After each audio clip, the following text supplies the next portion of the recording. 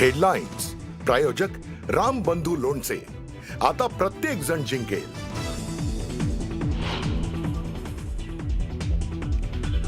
मंत्री Manikrao Kokate not reachable. Manikrao कोकाटेंचा phone काल रात्रीपासून बंद. सदनिका गैरव्यवहार प्रकरणात कोकाटेंविरोधात आज अटक वॉरंट निघणार.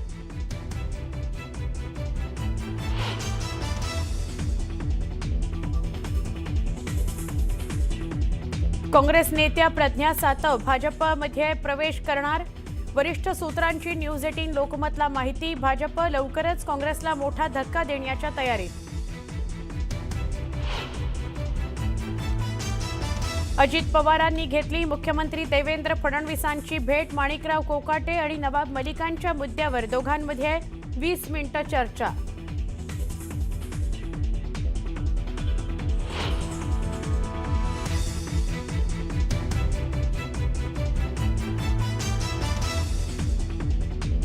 नवाब मलिकांच्या नावाला विरोध म्हणजे भाजपचं ढोंग, तसंच तो त्यांच्या पक्षाचा अंतर्गत प्रश्न. मलिक आणि भाजपमधील शीतयुद्धावर राऊतांची खोचक टीका.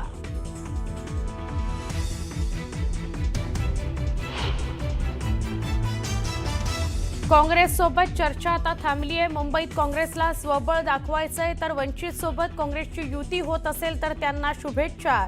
संजय राऊतांचं काँग्रेसच्या स्वबळाच्या मुद्द्यावर भाष्य.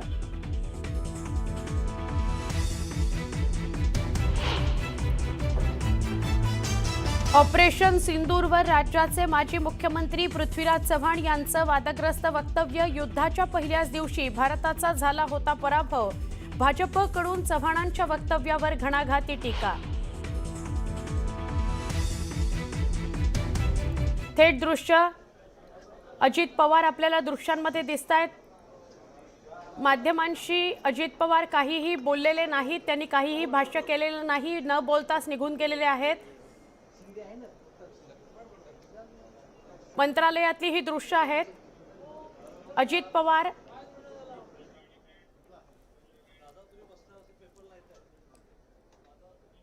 चंद्रकांत पाटील दिसतायत, हसन मुश्रीफ दिसतायत. नाशिक न्यायालयाच्या निकालानंतर मंत्री कोकाटे नॉट रिचेबल आहेत. माणिकराव कोकाटेंचा फोन काल रात्रीपासून लागत नाहीये. मंत्री माणिकराव कोकाटे आणि बंधू विजय कोकाटे यांना 2 वर्षांचा कारावास आणि 10,000 रुपयांच्या दंडाची शिक्षा कोर्टानं सुनावली आहे. मंत्री माणिकराव कोकाटे यांच्या विरोधात अटक वॉरंट सुद्धा निघू शकतं. थोड्याच वेळात नाशिकच्या न्यायालयात सुनावणी सुद्धा होणार आहे. दरम्यान याच विषयी मुख्यमंत्र्यांना भेटले होते अजित पवार, पण बाहेर पडल्या ते काहीही बोलले नाहीत, माध्यमांशी संवाद साधला नाही आणि पुढच्या नियोजित कामाकरता ते निघून गेलेले आहेत. मुख्यमंत्री देवेंद्र फडणवीस यांची आणि अजित पवारांची तब्बल 20-25 मिनिटं भेट झालेली आहे. मग नवाब मलिकांचा मुद्दा असो किंवा कोकाटेंचा मुद्दा असो, आमचे प्रतिनिधी प्रणाली कापसे यांच्याशी आपण बोलूया. प्रणाली, काहीही बोलले नाहीत अजित पवार, निघून गेलेले आहेत, पुढे काय सांगाल?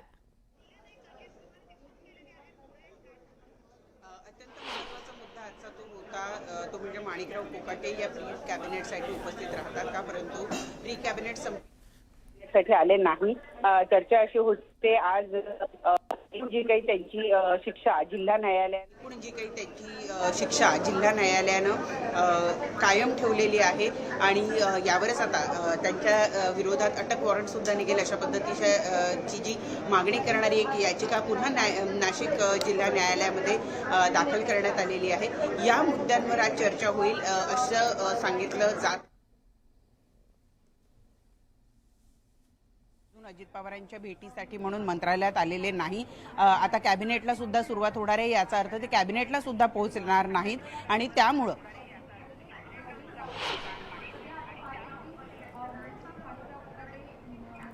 नक्की प्रणाली, आपण बघतोय की मंत्रालयामध्येच होते अजित पवार आणि असंही कळत होतं की ते मुख्यमंत्र्यांना सुद्धा भेटले. आत्ता ते घाईघाईमध्ये कुणाच्या दालनातून बाहेर आले आणि न बोलताच निघून गेले पुढच्या त्यांच्या कामासाठी. तर नेमकं घडलं काय? अजित पवारांचं जे दालन आहे जिथे प्री कॅबिनेट बैठक सुरू होती, हसन मुश्रीफ, दत्तामामा भरणे आणि इतर जे काही मंत्री आहेत ते या बैठकीसाठी, नरहरी झिरवळ सुद्धा आपल्याला दिसले जे या प्री कॅबिनेटसाठी उपस्थित होते. याच बैठकीच्या दरम्यान माणिकराव कोकाटे सुद्धा येतील असं वाटलं होतं, परंतु प्रत्यक्षात मात्र माणिकराव कोकाटे अजून आलेच नाही. ते प्री कॅबिनेटला आले नाही, तसेच ते कॅबिनेटला सुद्धा येणार नाही हे आता जवळपास स्पष्ट दिसतंय. कालपासून माणिकराव कोकाटे हे नॉट रिचेबल झाले आहे. अनेकांनी त्यांना फोनवर संपर्क साधण्याचा प्रयत्न केला, ते फोनवर उपलब्ध नाही आहेत.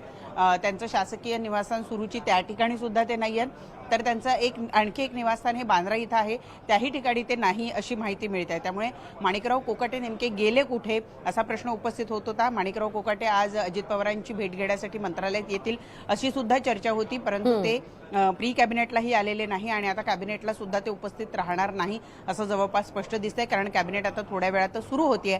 त्यामुळे एकूणच जर आपण बघितलं तर अजित पवार यांची एक मोठी कोंडी ही माणिकराव कोकाटे यांच्या निमित्तानं आणि त्याचबरोबर नवाब मलिक यांच्या निमित्तानं झालेली बघायला मिळते. नवाब मलिक यांना जर तुम्ही मुंबईचं नेतृत्व देणार असाल तर महायुतीमध्ये त्यांच्याशी कुणी चर्चा करणार नाही अशा पद्धतीची भूमिका ही भाजप आणि शिवसेनेने घेतलेली आहे.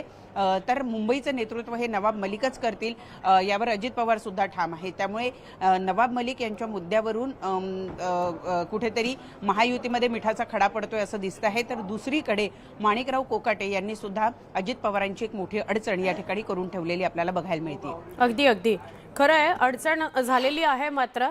आणि धन्यवाद, तुर्तास आपण माहिती दिलीत प्रणाली, त्याबद्दल. प्रणाली पण मंत्रालयामध्ये आहेत आणि तिथून ते आपल्याला माहिती देत आहेत.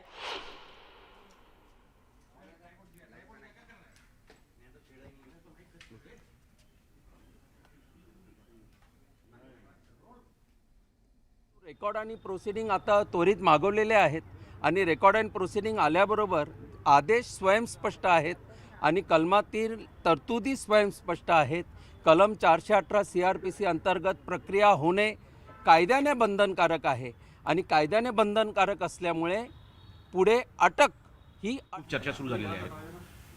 आता आमचे उपमुख्यमंत्री अजितदादा देवेंद्र फडणवीसची आज सकाळी भेटणार होते.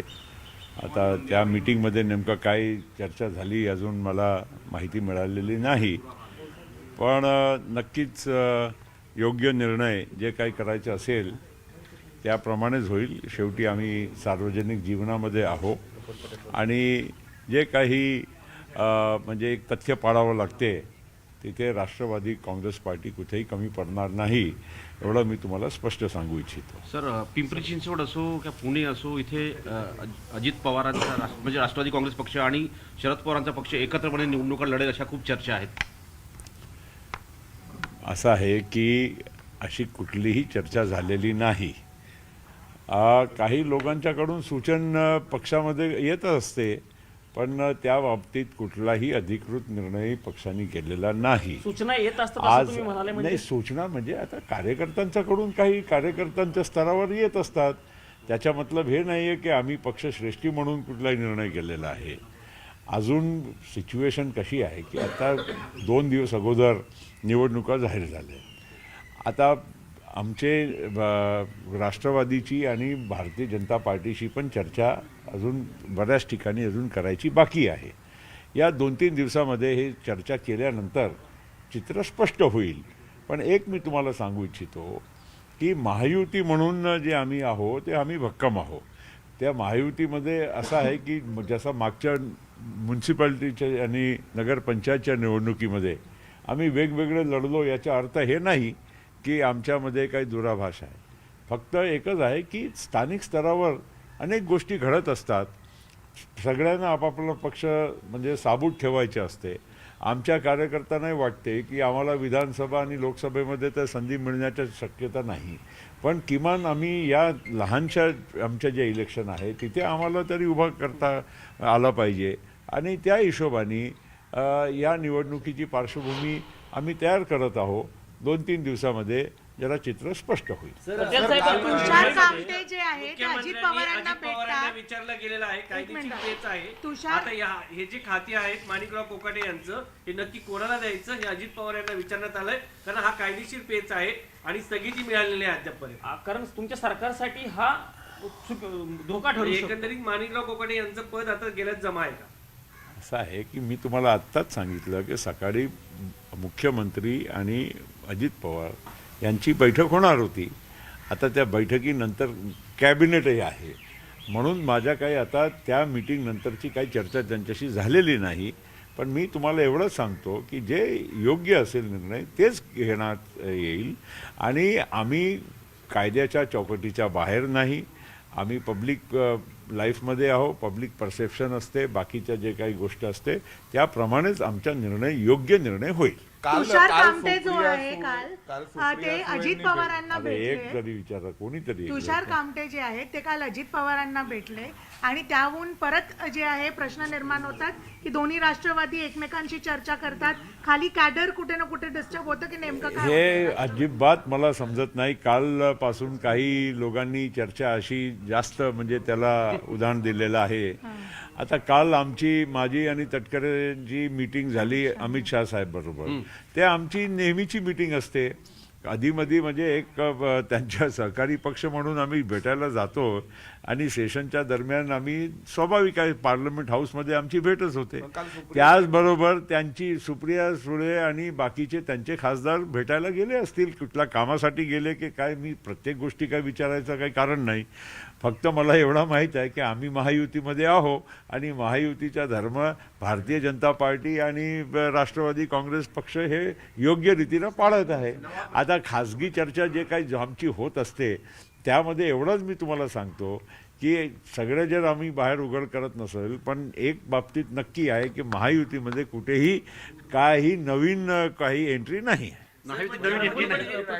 पटेल साहेब तुम्ही म्हणताय आम्ही महायुती म्हणून निवडणुका लढवतोय, पण मुंबईमध्ये खास करून नवाब मलिकांना एकत्र घेण्यामध्ये भारतीय जनता पार्टीचा आक्षेप आहे थेटपणे.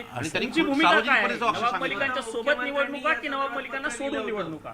सोडून की सोबत निवडणुका नवाब मलिक? असं आहे, आधी चर्चा होऊ द्या ना बाबा. 2 दिवसामध्ये आम्ही चर्चा करून.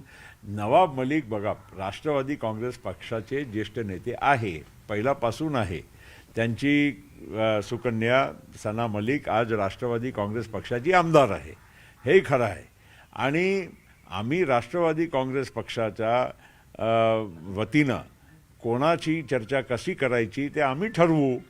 असा काही नवाब मलिकच चर्चा करतील असा कुठेही विषय नाही आहे. आम्ही लोक पण सक्षम आहोत, आम्ही करू. सर नो एंट्री आहे भाजपचा तुम्ही विरोध म्हणताय आहे, तरी नवाब मलिक राहणार का?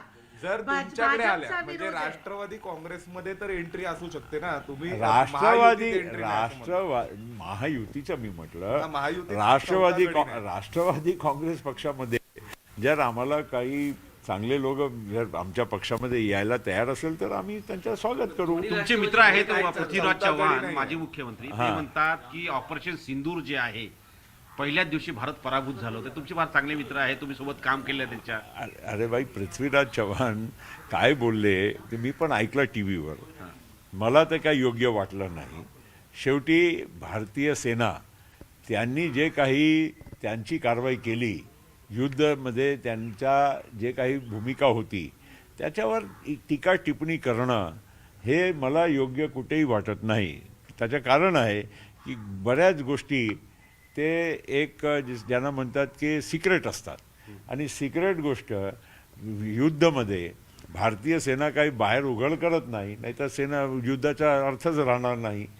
आणि पृथ्वीराज बाबाकडे कुठून हे माहिती मिळाली, काय त्यांनी म्हणजे कसं पद्धतीनं काल वक्तव्य केलं, हे म्हणजे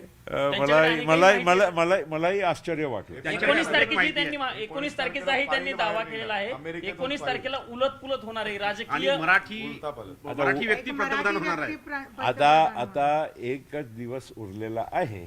19 काय कोणती 19 डिसेंबर परवाच तारीख सांगितली. हो, तो आता एकच दिवस राहिला ना मध्ये 2 दिवस. 2 दिवस हा म्हणजे 2 दिवसामध्ये आता 24-48 तासामध्ये काय घडणार आहे मी आतुरतेनं वाट बघत आहे.